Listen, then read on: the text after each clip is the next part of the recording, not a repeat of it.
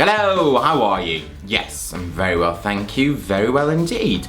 So this video, I'm going to put two products to the test. Now I've decided to do this because whatever video, whatever how-to I do, especially my Quiff videos, loads of you guys say, can I use a gel? Now for Quiffs, my favourite sort of things are products which are specifically made for volume. So a volumizing powder, which I've done recently, or a mousse. But I always think you can give products a go for different things and sometimes they will work for you. So I'm going to do a Quiff with a gel. Not just one gel, but two gels.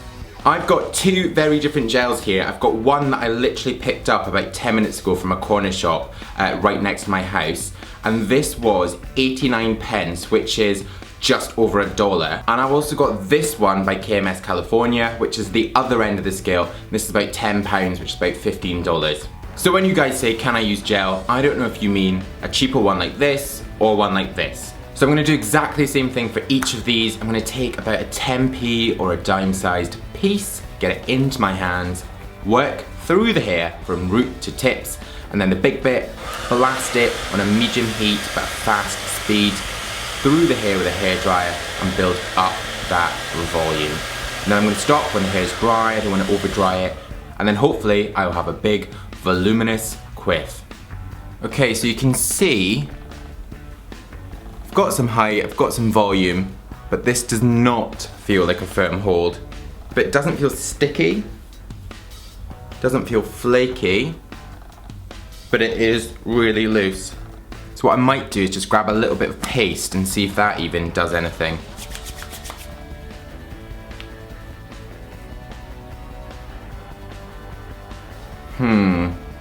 So answer, can I do a Quiff with that cheap 89 pence one? Yes, yes I can, until I do anything other than keep my head still. Gone.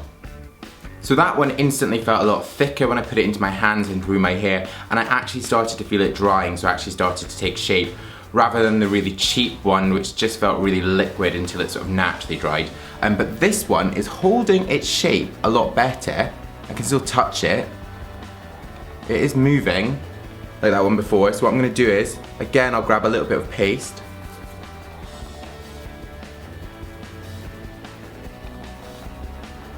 Actually, not that bad, quite impressed with that.